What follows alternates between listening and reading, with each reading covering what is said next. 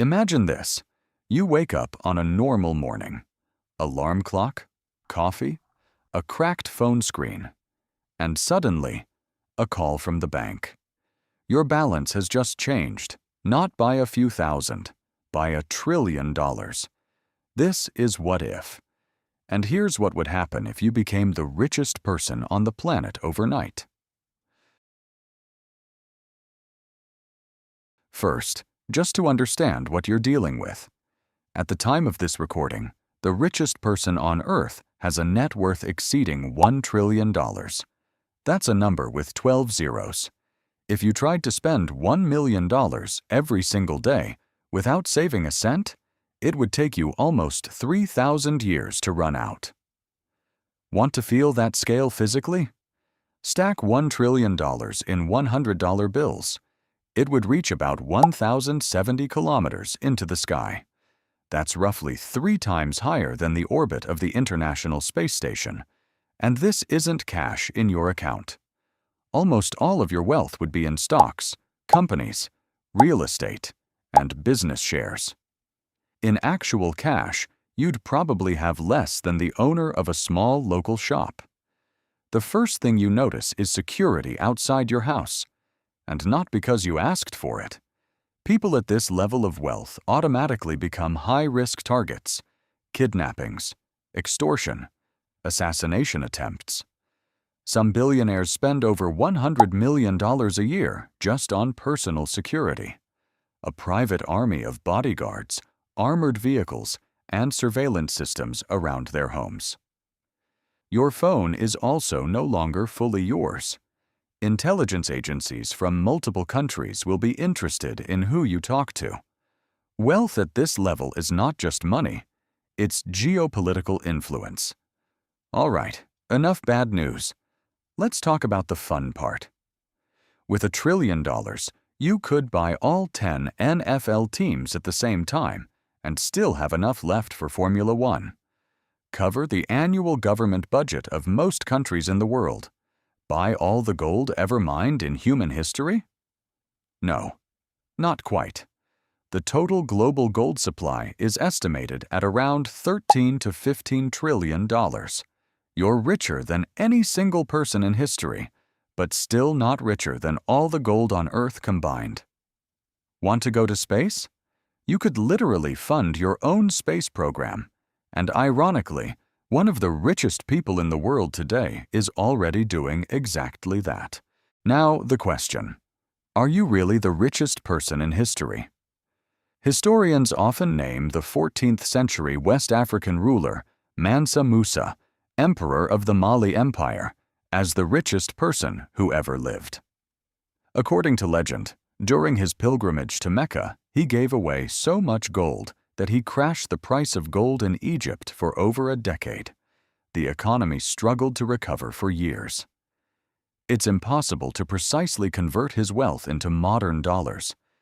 His power came from controlling gold sources directly, not just holding money.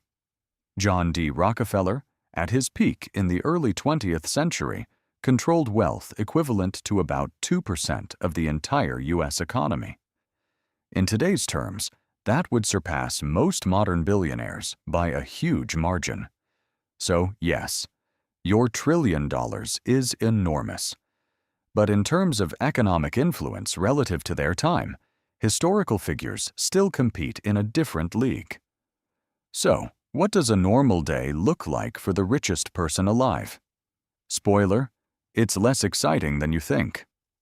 Studies of ultra-wealthy individuals show that most of their day is meetings, legal discussions, and calls with boards of directors. You don't spend money, you manage it. Every morning, your assets can gain or lose billions before you even get out of bed. Forget spontaneous shopping. Every major decision requires lawyers, auditors, and weeks of paperwork, because every move you make is tracked by journalists, competitors, and tax authorities across dozens of countries. And surprisingly, many of the richest people in the world live relatively simple personal lives. One of the wealthiest investors in history still lives in the same house he bought in 1958 and eats at local diners. Now for the uncomfortable part. You can't just sell your stocks and turn them into cash. If you tried to sell even 5% of your holdings in a single day, the stock price would collapse, because the market would interpret it as panic from the world's richest person. That would trigger investor fear, falling prices, and ironically reduce your own wealth by tens of billions in hours. At this level, wealth is mostly theoretical. You technically own $1 trillion, but you can't realistically convert it into cash without destabilizing the system that created it. Then there are taxes. If you liquidated everything and paid capital gains tax, governments would collect hundreds of billions in a single payment, more than the annual defense budgets of most NATO countries. And finally, relationships. Studies on sudden wealth, like lottery winners, show a high rate of broken friendships and family conflicts. At $1 trillion level, the problem doesn't disappear. It scales globally. Suddenly, you have millions of distant relatives and strangers asking for money. All right, what if you tried to be a hero and gave it all away? According to the UN, eliminating extreme poverty worldwide would require roughly $300 billion per year over several years. In theory, you could fund this alone for almost a decade. But there's a problem. Economists warn that injecting $1 trillion into the global economy too quickly would cause severe inflation.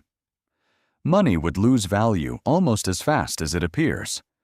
So if you truly wanted to help the world, you would have to do it slowly, through foundations and long-term investments, just like major philanthropic organizations that distribute billions gradually into healthcare and education over decades. Here's the paradox. You've become the richest person in human history. You can buy almost anything on the planet, but you can't buy anonymity. You can't buy back the freedom to walk down the street unnoticed. You can't simply cash out and retire without shaking global markets. And most ironically, research on happiness shows that life satisfaction increases with income, but it levels off well before $1 billion. Beyond that point, more wealth barely changes how happy you are. So what you've really gained is not freedom, but responsibility, a life of endless accounting, global attention, and constant calculation, for a number you can never fully use. So if tomorrow the bank called you with that same news, you might want to think twice before celebrating. Subscribe if you want more What If stories, and I'll see you in the next video.